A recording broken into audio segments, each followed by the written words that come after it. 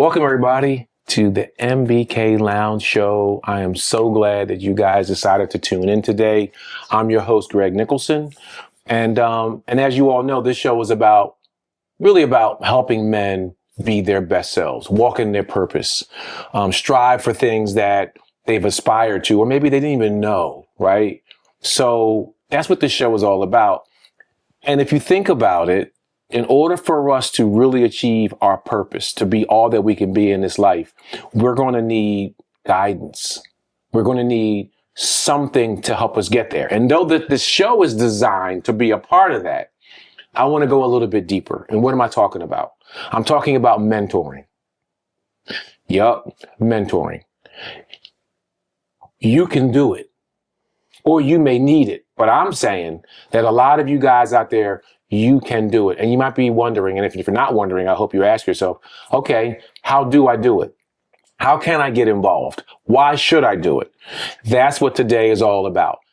It is actually all about creating a legacy on mentoring.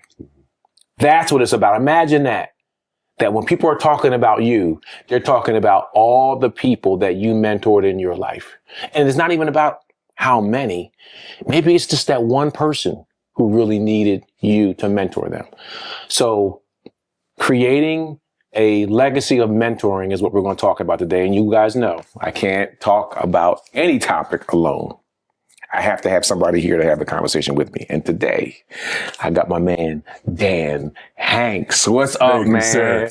Nice to be here. Hey, man. It's a pleasure. Thanks for coming into the lounge. I appreciate it. An honor. I'm excited about what we're going to talk about, because I know that you are the person to really help us kind of create create a legacy around mentoring. But before we do that, talk a little bit about yourself. You know, what you do, you know, how you got started in mentoring, anything that you want to help the audience know, really just briefly who you are before we fully jump in. Yeah, I mean, my 9 to 5, I'm a banker, but my passion is obviously my program, Kings in Training. Mm-hmm. I've been doing Kings in Training for almost 2 decades now. And so to be able to sit here, today and really just be able to talk about those 2 decades has been amazing. It's going to be amazing to talk about it with you. You know, Kings in Training for me, it's a program that came from something that I was running away from. The very thing that my parents taught me, the very things as far as the sports that I was into, the rooms that I was able to go into, a lot of those spaces, I was the only one that looked like me. And so for me to be in a place, we'll just say for a country club, and to not see anyone reflecting me other than my parents, it was difficult to be in a different lifestyle that most of the people who look like me were not in. To be able, and one of the biggest things is, you know, the cultures, the arts and things like that. Those are the things that made me the man that I am. So somebody introduced those things to you. Is that what you mean by that? My parents. Okay. It started with my foundation, my home, my great-grandparents, the things that they started, the legacy that they created was passed down, and I was continue that legacy. But the things that I learned were the things that I ran away from, because no one spoke proper. No one knew how to go to a 10-course meal and know which fork to start with that looked like me.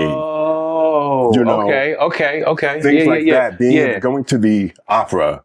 Right. At my age, you know, being a little kid and going to the opera, going to museums, I didn't know what the seed my parents were planting in me. But for me, when I got older, I didn't see anyone that looked like me doing what I did. You know, being a big guy, being tall, they were like, "Oh, what sport do you play? Football, basketball?" I'm like, no, I rode horses. I was a competitive equestrian. I did not know a lot of people that. don't. I know, man. A lot of people don't. And I probably would have gone to the Olympics had I stayed in that sport. Absolutely. So I probably would have been one of the first men of color to probably go into the Olympics for equestrian. So, okay. Yes, so man, you took me. So first of all, when I was asking you about mentoring, I'm thinking some of the usual things that you can mentor someone in, which I'm not going to necessarily say what it is, but what I can tell you is I wasn't thinking equestrian. I wasn't thinking the exposure to the full extent that you're talking about. Yes, and I had no idea that you came from that. Right. And now it's like, so you were given certain things, but you ran away from it. So talk a little bit about how they showed you and exposed you to things, but yet you ran from it. What do you say more about that? Yeah, it wasn't so much that. It was more like, so because I was the only one in my private school, the only one in the opera, you know, in the equestrian club that I was part of, in the country clubs that my parents were part of, we were the only ones. And so when I got older, to be smart, to have good grades, it was like, oh, you get good grades? Who runs away from getting good grades? But I did. You know, I wore penny loafers instead of Jordans. You know, so it was very different for me. And so for me, I grew up trying to hide the privilege that I had. But now I'm able to bring the lifestyle that I ultimately was raised in and to present that to a generation that looks like me. So when they go to these rooms, that no one in the room looks like them, they can be very confident in knowing who they are because of the program that I was able to start because of me running away. That's powerful, man, because that is an issue with certain cultures, with certain people, but however you look at it, there are people who you basically talk about wanting to fit in. Fit into a point where you may dumb yourself down. I did. Wow. Instead of me walking in what I knew to be, I wanted to look like everybody else. I wanted to talk like everybody else. So I made decisions like everybody else, and those were not the best decisions. Had I really taken in the privilege that I had, there was a man in my when I was younger. His name was Doc King. Doc Hill. I want to say he was probably my first mentor. This was probably in 6th grade. Mr. Hill saw something in me that was very different than everybody in the whole school. And he was a man of color. He was a prominent man here in the state of Delaware, in Wilmington, really involved in the community. So he poured into me, but I don't think I understood the gift that I had until it was years later. But he poured into me. He took me places to allow me to be around other boys that looked like me, but necessarily didn't come from the same area that I lived in. So to be able to mix in with other guys that look like me, maybe didn't talk like me, maybe didn't wear the same type of clothing as me, but I was around my peers and around people who look like me. So I was able to kind of like develop another version of who I am and still be comfortable with the privilege that was given to me. And it's funny because I imagine that there are some people who are mentors to people. I wonder if Doc knew, I'm pretty sure he was intentional, but I don't know if everyone always knows, because I know my first mentor, he was a teacher, but I didn't call him a mentor and I didn't appreciate anything he said at the time. But it shook me up to the point where now that I'm older, or at some point when I was older, I reflected on a lot of stuff that he talked about, later. So it sounds like he helped you see who you were and to be able to function in it. But I will ask, because I don't want the listeners to think, well, in order for me to mentor, I have to look like the person. No, you don't. And I think that is a lot of people, that misconception that we have to look like what we're mentoring. There are young men who've gone through my program that don't look like me, that come from better backgrounds than maybe I came from. You thought you was I mean, I was okay. We were good, but I've been able to see another side of it all.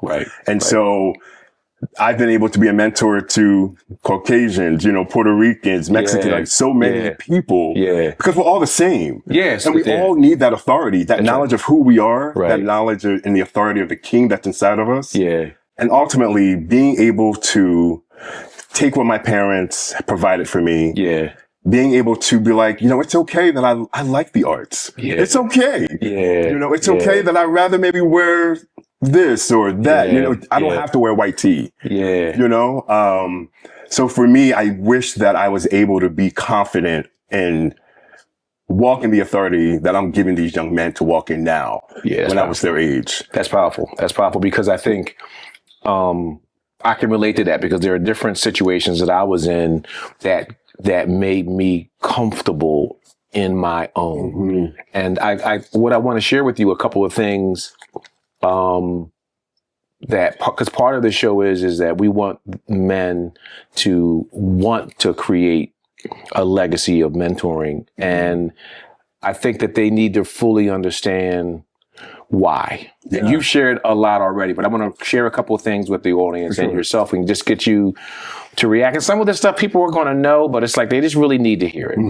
You know, fatherless and its impact. This is from a resource called Homepage. Approximately 31% of boys in the U.S. grow up without their biological fathers. This absence is linked to increased risks of poverty, substance abuse, educational struggles, and involvement in crime. Absolutely. You know, Absolutely. I see it.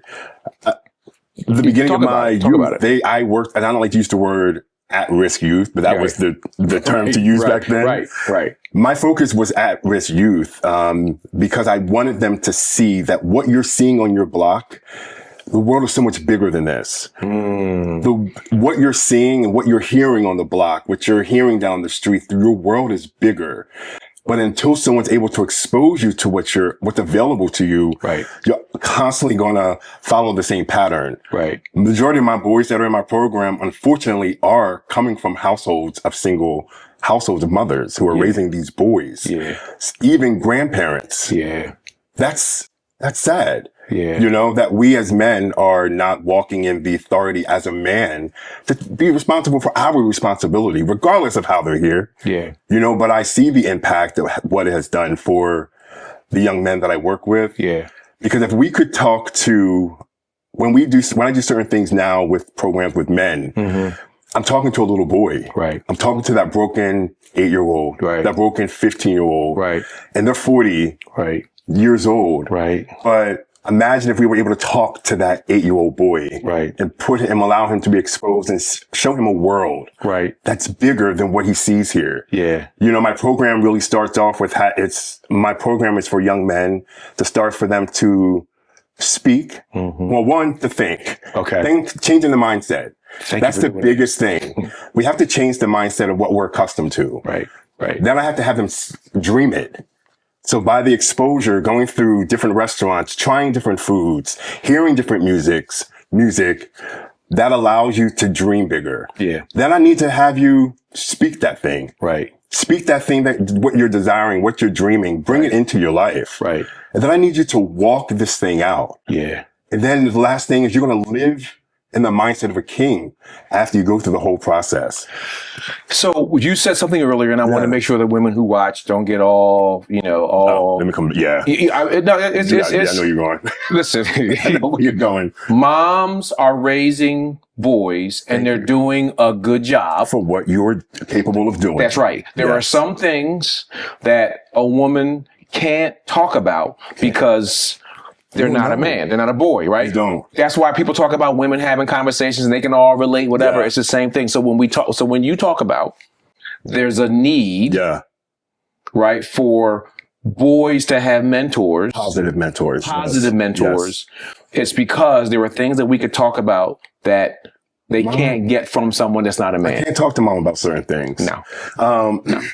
Being able to have a man that you can go to and you can be vulnerable with this man, that's important for a young boy's development as he grows into becoming a man, to have a man that he can go to. I'll just take, for example, my father and I have an amazing relationship. I mean, amazing. And I value the relationship that I have with my father today. But years ago, I didn't value that. So, for example, my father is very affectionate, very emotional, very huggy kissy. That wasn't the norm. From what we were raised, that was not the norm. So for my dad to be very affectionate in front of my friends, I was like, all right, Dad, come on. But I need that. And then I look forward, to fast forward years where my father has become my best friend. And he starts to hang out with my friend to see him as a father figure. I had a friend of mine who has never been hugged by his father before. And he lived with his father. So my father hugged my boy They meet him for the first time, and my boy cried. He's never been hugged by his father. So to be hugged by my father, it broke him down. But that shows the importance of having a father figure in your life. A father figure, that's the thing. A father figure. Yeah. Or a positive uncle. Right. You know, because there were men that, you know, I look at Doc Hill, he was a positive influence in my life, and he will always have a special part in my heart for that. But Doc Hill was just one of many men, right? You know? Oh, yeah. But he also surrounded me because of his connections with other positive men, and that's the key. I look at my spiritual son, and he doesn't like that I use that term anymore. He's like, yo, you're my pop now. Right. You know, but I look at a young man that saw me as his Sunday school teacher, for example. And desired to be with me because he saw my nephews coming to church with me. Yeah. I mean, these boys, you know, they look like my own sons, you know, so he saw them coming to church, and he told his mom, like, yo, I wish I could be with Mr. Dan. I wish I could be part of his class. And then he came into the class. Yeah. Got to be a real student of mine. Yeah. And we developed this relationship. And here we are, you know, decades later. Yeah. And like, he's my son. You know, and he's about to go to college now. But he struggles with the fact that like his father is not there, you know, but I've been able to fill a void, and he's been able to fill a void for me as being my son. So wow. Okay. So I'm sorry, it's a lot, right? Yeah. Well, no, I'm experiencing this too. And I was getting ready to say that we want everyone to see why mentoring other people is so important. But I don't even know what I was going to say because of what you just said at the end, which was because this kid who's watching you do what you do, you're calling him your son. Not only is he benefiting, but so are you. Big time. I think when we use that term mentor, it's, yes, I'm imparting positive things into these men or these young boys. Yeah. I say men because they're now men now, my first group when I think about. Yeah. But they're really helping develop me. They're helping develop me to be a better person. They're helping me to really reflect the very things that I'm teaching at Kings in Training. Yeah. I have to reflect that all the time in front of them. Right. So really, when I have an opportunity to pour into a group of young men, they're pouring back into me. Because I'm trying to be a better person myself. Right. And even using that word mentor, it's different, you know? When I looked up the term, I think it says a reliable, basically a reliable source, or confident source, something such as that. And it was like, I'm a trusted source. Okay. And to know that like these parents trust me, with their child, and to know that these young men trust me with them, to be able to pour into them, to learn what the king is inside of them. So that way they can continue to develop these things and become the husbands they're supposed to be, the fathers they're supposed to be, the leaders they're supposed to be. Like when you have that all in, there's nothing but great things that can come from it. When you do it early, you know what I mean? Like it's all about if you can help people early, these boys early, then they won't make some of the decisions that we made. They'll get to certain things earlier than we did. Absolutely. You know what I mean? They'll see things that we didn't see until earlier. I mean, everybody benefits. Their wives, their everyone who's connected to you. Yes. Because of the power that's inside of you. You know? You earlier you talked about the kid that you knew who had never been hugged by his father. I'm pointing out some of the things that if you don't have certain things shown or given to you, what it means. Yeah. And what I found, this was in evidence-based mentoring, talked about emotional isolation. Societal expectations often discourage boys from expressing emotions, leading to feelings of loneliness and disconnection. This emotional suppression can hinder their ability to form healthy relationships and navigate adulthood. So they're clearly talking about what they don't get what they don't get when they're younger plays out throughout their life. Sure. And they don't want to cry. They don't want to show certain emotions because they think, I'm a man. Yeah. And men don't do that. Yeah. But real men do. Real men do. You know, I think we're around the same age. You know, we had this, I appreciate that. no, but like, I mean, we had this vision of what masculinity represented. Yes. Yeah. And that really was not the case, because we need to cry. We do. We need to be hugged. We do. We need to know that, yo, you're a good person. You're great. Yeah. You have great things in store. Like, you have power. Like, you can make a change. Yeah. But if no one ever tells you you're amazing, you have power. Can you That's imagine why we need we positive people around us. So that way we get positive things back, you know? But it's important to have, you know, that connection and to be that mentor. It's really important. And it's funny because, like, there are men that I've looked up to that I've never met, but they're my mentor from across the room. Dude, like, you know what I mean? Oh, I know exactly what you mean. And it's like, and I thank God for the pastor that we have, because when he said that, it triggered something in me, because I've admired, we'll just take my walk and my faith walk. Yeah. And to be able to see men within the ministry being men of God. Yeah. And to be like, yo, I can't wait to cry like that brother cries. Yeah. I can't wait to pray the way that brother prays, you know, but then to be able to create my own and have my own relationship. But to walk in the fullness of that, now people are like, yo, I've been watching you for years. I'm like, wait, what? So, but to have those men as mentors across the pond somewhere, you know, but to watch them and then to be able to find those men locally, it's important. It's important. So here's one of the things some of the guys might be thinking, right? You came on and you said you've been doing it for 2 decades, and I knew you were doing it for a long time. But when you dropped 2 decades, I was like, wow. Like, I wanted you to come on because I know you've been doing it a while, but I didn't know it was actually 2 decades. Almost, yeah. One of the things, though, that I'm concerned about is, and I want to make sure the guys understand this, that there might be someone who says, well, okay, all right, I'm watching this guy, Dan. I see he's on fire for mentoring. He's been doing it for 20 years. What makes me think I can be a mentor? What qualifies me as a mentor? Is there certain things I can do to become a mentor? Like, how do we help that guy become a mentor? Do you see something that is powerful in you that's missing in someone else that you can just give to them?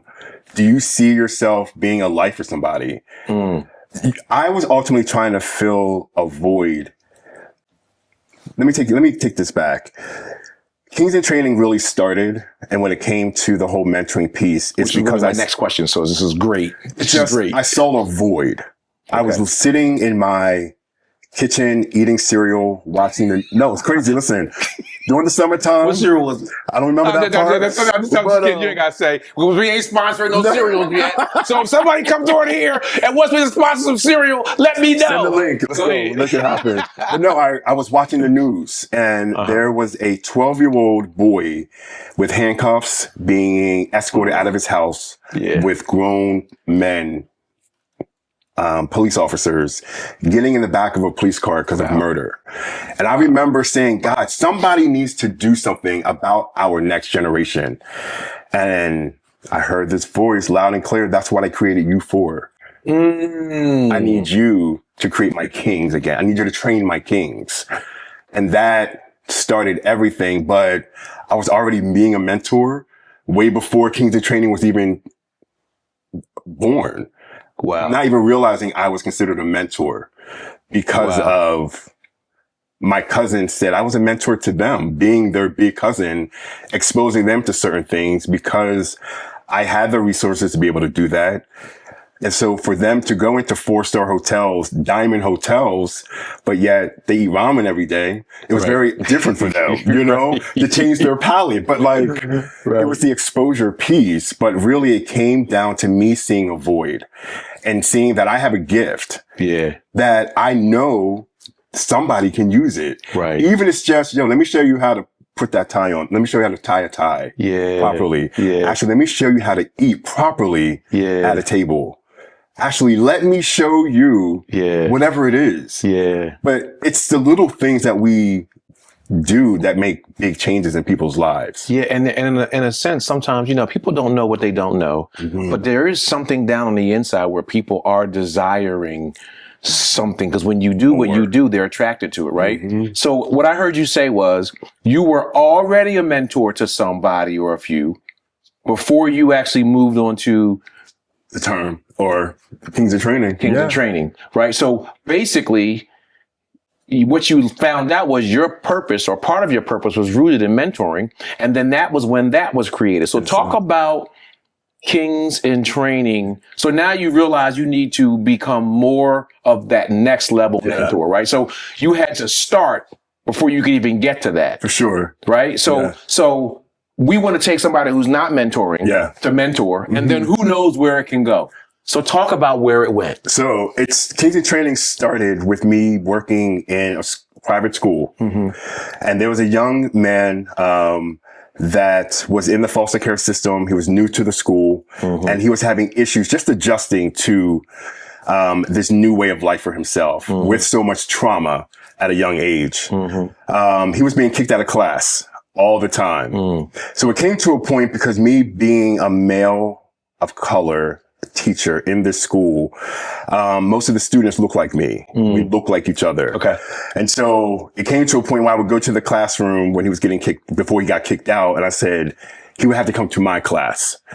I noticed that he was starting to get kicked out on purpose to come to my classroom. So I was like, wait, we're going to adjust it. There's a better way to do it, I guess, right? So it really started with, listen, you have a great day in school. You and I will hang out 45 minutes after school.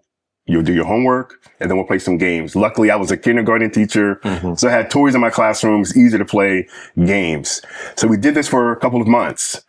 A couple of the kids in the school realized this young man was hanging out with me. After school, a couple of the kids started joining. I started having like 15 kids in my classroom at the end of the school. Wow. After school. They stayed at school. They stayed at school. Wow. Then kids in the community started hearing about what was happening. They started coming. I had about 40 kids in my classroom playing, educating, and that's where it started, with this one little boy being in trouble. Get out of here. But it really, I've been a mentor forever, I feel like. So you haven't formed Kings in Training yet. You just got 40 kids in the, okay. I'm just walking in my gift. Got you. You know, and not realizing the next couple of months what will happen. You know, I probably did that for the first maybe a year. Okay. Just being a voice for these kids, being an outlet for them, creating a safe place for them to just be themselves. And then realizing that, wait, something's going on here. Like, they're changing. Parents are coming to me like, yo, my kid is nice now. My kid's doing well in school. The grades are changing. And it's all because I just took the time to talk to a kid. I took the time to show you, listen, I care about you. And what I'm seeing right now, it's not the great example of what I know you can be. But yet it had to change the mindset. Right. Because most of these kids just hear, they're loud homes. So you're going to be a little loud yourself. Right. But when someone's able to pour into you and tell you, listen, actually, you can turn the volume down just a little bit. You know? Right. But to see that lives are being changed just off of me taking time out of my schedule to just pour into these kids. But again, a year or two later, saw that on the news. Kings in Training is developed. I then am partnered with this private Christian school who happens to have a camp. And then I'm now able to pour into these group of young men at a camp. Which I did not know. Because I only know of it. I have no idea how it's administered. It was just really like, once I heard the call. I just followed through, and he actually just opened doors for me. I mean, literally, once I was willing to just kind of see, okay, what is this thing that you want me to do, God? What is this gift that you want me to present to your people? What is the thing that I was running away from that could make this program different than any other program out here? And he's showing it. He showed it to me, and I've been doing it. Is it at the level where I wanted to be? No. but I'm doing something. Yeah. And COVID has changed a lot because now I used to do big groups. Now it's more one-on-one, but I'm noticing the difference because I'm able to give them that one-on-one attention. Right. But it all comes back to that person saying, I can make a difference in that person's life. It comes back to someone saying, I can do that. So it doesn't have to be 40. It could be, it's about changing one person's life. Because if you change that one person, everybody who they're connected to in their life will benefit from that. That one thing. And then it grows into something more. Because honestly, as you're pouring into someone, you're learning more about who you are and really the potential and the gifts that you really have and the power to make a change. I don't think we realize how much power we have as an individual to really better the next person. Even if it's just a hello, a smile, you know, but it's so important to go back to, the statistics, you know, if we're able to get these boys early. Like I get these single moms who are like, my boy is 16. I can't control him. Yeah. But where was he? How was he at 8? You know, all those type of things. But it doesn't take a degree to be a mentor. It doesn't take having likes as a mentor.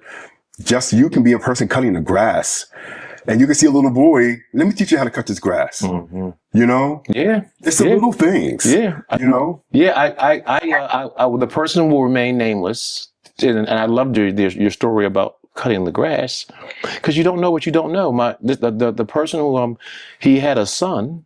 This is son, not mentor. Their son was 20-something, 30-something, and got a flat tire, and no one had ever shown him how to change the flat tire. Now, the person didn't think about it; they just didn't know. So they had to drive a couple or 3 hours wherever they were to do it. They could have called AAA, but my point is, people need life skills. There's so many things that people need, and they don't know what they don't know, and they're doing things. A long time ago, a gentleman, when I lived in Cincinnati, talked about there was IQ, but there's EQ. And the EQ was all about exposure. That's the key. And that's what you've been doing. It's key. Exposure opens up your mind to what's available to you. Yeah. Part of my program, I take the group of kids to a multi-million-dollar beachfront property after they go through a certain part of my lesson. And the first time these group of boys go, they're very uncomfortable because they're not used to they don't see themselves on the beach. They're not used to seeing themselves in the type of homes that they have a privilege to stay in. But when you take them back the next year, you think they own the place. They go into stores very positive now, because they understand that, I can have this. Right. No, I can be here too. And I think that is what has allowed me to be comfortable in certain spaces, because my parents brought me into rooms, like I said earlier, where I was the only one that looked like me. But now when I'm in those rooms today as a grown man through my life, being in those rooms that when no one looks like me, I can still play their game. I can still sit at the table with them. I can still do the very thing and not feel like, oh, I don't know how to use what fork. Oh, because of my color, I don't belong. No, I belong in these rooms. But if I didn't have what my parents gave me, letting me know that, no, that seat right there, that's reserved for you. How long, if someone comes into your program, how long is the program? So I have a couple of different levels to it. So I have a 3-week, 6-week, and a 12-week. Okay. I'm hoping to get to a point where I can do a finishing school, where I can are you familiar with a finishing school?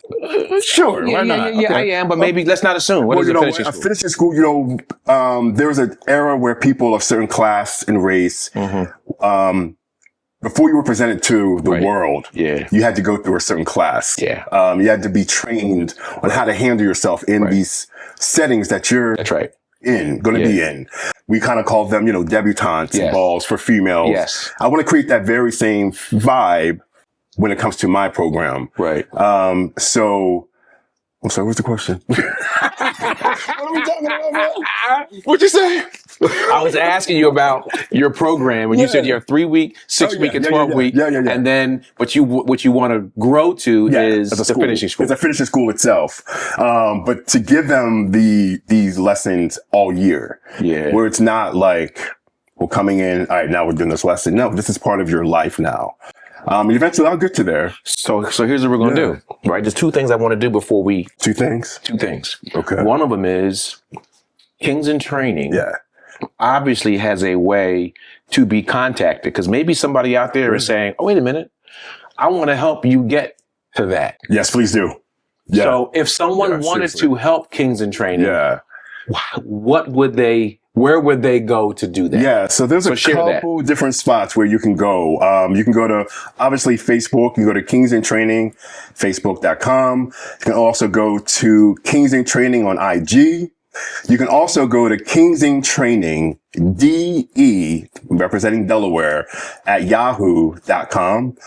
Or you can give us a call at 302-293-4850. Leave a message and someone will get back to you as soon as we can. But it's, please come on. I need resources. Let's go. Please, listen, like, this is my passion, you know, and this is what I know God has called me to do. And yes, I love that I'm in the finance industry. Yes. But when you're not walking in your purpose, it's a strain, you know, and my passion is Kings in Training. And this is all I think about. And all I want to do is just be a voice and allow kids, young men, to come to a space to find out to realize that there is a king in you. And when you realize that at an early age, you're going to walk with your head up a little higher. Not that you're being cocky or arrogant, but there's a sense of pride of who you are and whose you are. So that makes a huge difference. Plus just being able to be comfortable in any room. You know, like, and knowing that, I belong here. It's okay to be the only one that looks like you. But exposure is key with everything. Anything you want to say? You just want to close it out. Anything you want to say to someone out there who's thinking about it that would encourage them beyond anything you said before, or if you want to repeat anything you said? You know, honestly, just do it, man. I mean, if you feel like there is a void, that you have a gifting and you see a void that can be filled in someone's life, why would you not want to do it? That's why we're here. On this earth, we're here to help others. We're here to be a blessing, a light for people. And so just do it. It's not about a degree. It's not about anything other than the fact that you have a love for this individual and that you want to make them better. And you see something, why would you, if you have an opportunity to help somebody not touch that hot stove, would you not tell them? You know? That's good. Let me give you some tools so that way you don't make some of the mistakes that I made. Let me allow yourself to walk in the fullness of who you are. Because if you can do that, then your life, things are going to be brought to you because you're choosing to walk in the authority that you know you should be in. It's funny. What's really cool about with this show, your words literally fit what the MBK Lounge Show is about to a T. Everything that you're doing in terms of what you talked about, in terms of the why. Not the actual work is different, right? But the why you're doing it is all about exposing men to see and hear things so that they will be better and can desire to achieve, to walk in their purpose. That's really what it's all about. So I'm sitting here listening to you, and it's like, that's why we're here, because we want someone to be better today than they were yesterday. That's what it's all about. That's what it's all about. And man, I can't thank you enough for coming to the show, man. I really enjoyed it, man. This has been amazing platform. This has been fantastic, absolutely. Man. I am excited, and guys, I hope you are too. I mean, I don't know how you came to the show today. I don't know if you're mentoring somebody, but if you're not, I think Dan has talked clearly about how you and why you should. it doesn't just help others for real, it even helps you too. So I'm hoping that after the day, that everybody who sees this show takes a small step and decides to mentor at least one person. Just start, and let's see where this takes us. Thanks for joining us. See you next week.